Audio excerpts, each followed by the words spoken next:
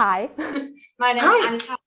Annika. I'm from WMN, which is like short for Woman magazine.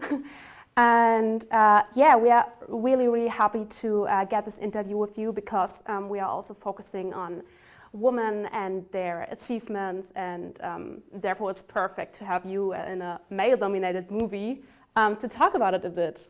Okay, so first of all, I'm sure it has been a crazy year since Top Gun Maverick premiered. And my question is, has something changed in your everyday life since you have been in a sequel of such an iconic movie? I mean, honestly, when the movie came out, I was actually filming a show in Toronto at the time.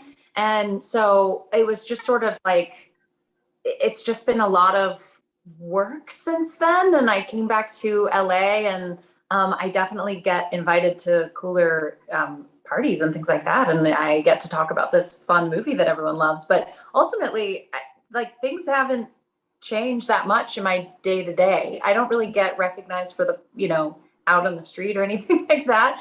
Which is sad. A lot more like jet paraphernalia on my bookshelf. But other than that, I mean, that's already an achievement. Who wouldn't want to have that? yeah, exactly.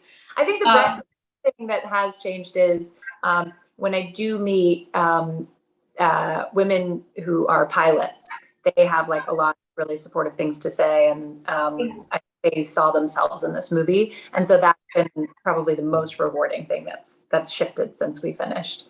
Yeah. Yeah. You already mentioned that you are playing a pilot who is surrounded by male colleagues in this movie, and you're still standing your ground. Was it really important for you to play a strong, independent woman in a film which could be described as male-gazed?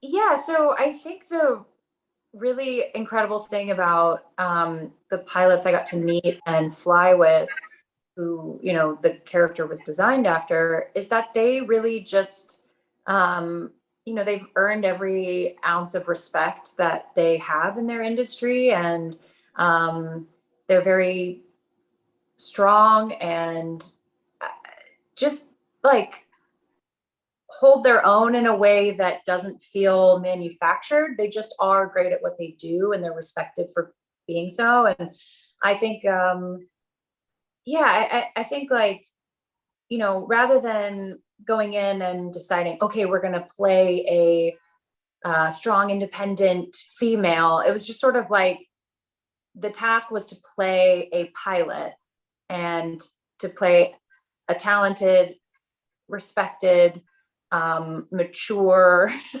maybe more mature than some of the other guys, pilot. And then, it just so happened to be the character that I play, therefore she was female. So I think that was nice that we got to really focus on the character rather than, get too worked up about like how we want to portray women.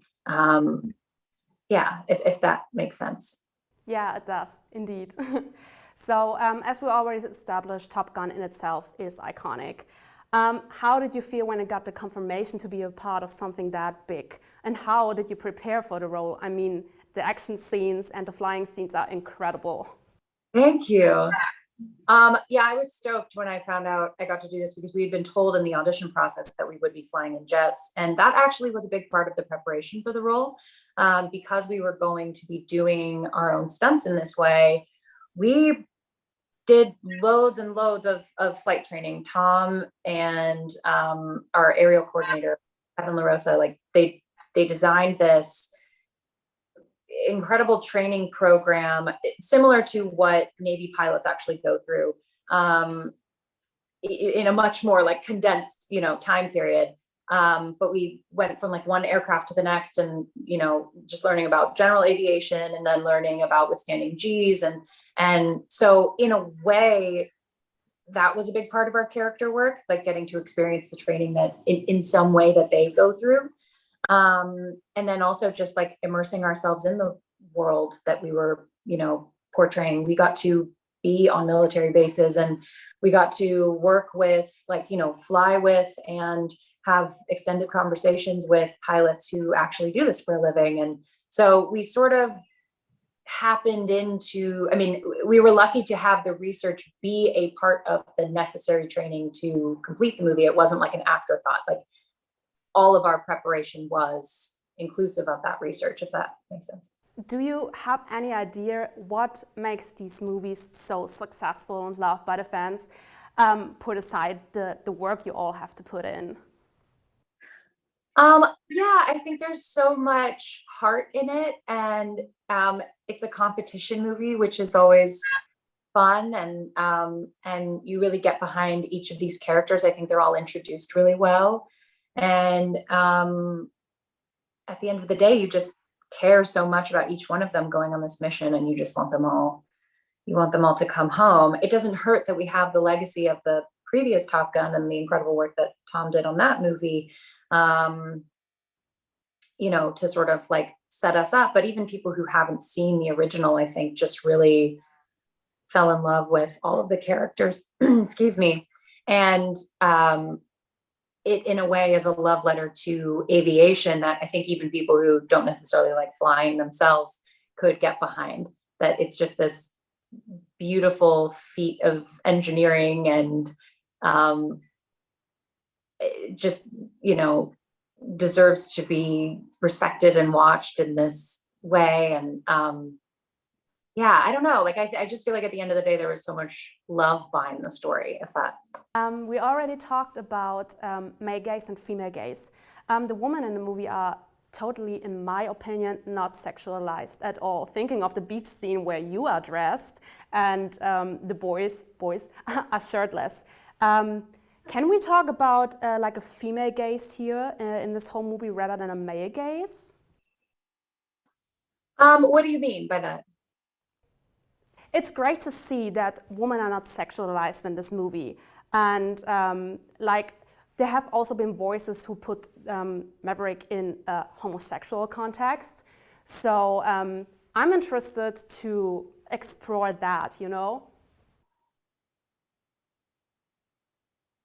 Yeah, it's interesting. It is very celebratory of male bodies. I never really thought about it that way in terms of like maybe male versus female gaze, but I do think it was very interesting as a woman to watch men train and sort of obsess over, you know, how they looked on like the game day. And you know, I think I'm used to assuming that that's an only female concern, and or that it's, you know, something that the media only portrays women with their clothes off. But no, it was pretty fun to watch them like double down and obsess and train and become really intense about it.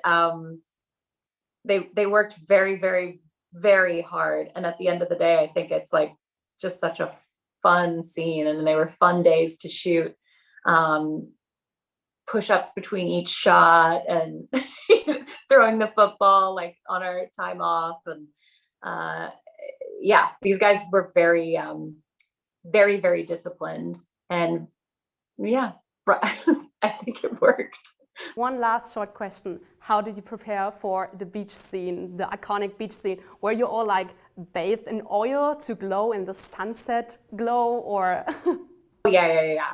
We had oil, and there was like a very specific sunscreen that they put on us that was like, you usually go for the less oily sunscreen. They went for like as oily as possible, sprayed down with sweat. We'd like put ocean water on ourselves, and but then we get too sandy, so that we have to be like wiped down. It was, God, what wasn't put on us that day? And then everyone's working out too, so we're actually sweating.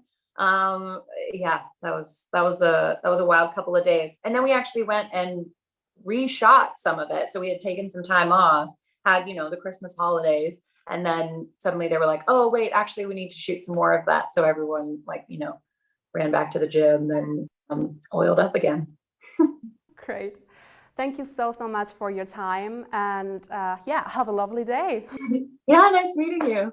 Yeah, nice to meet you too. Bye. Bye.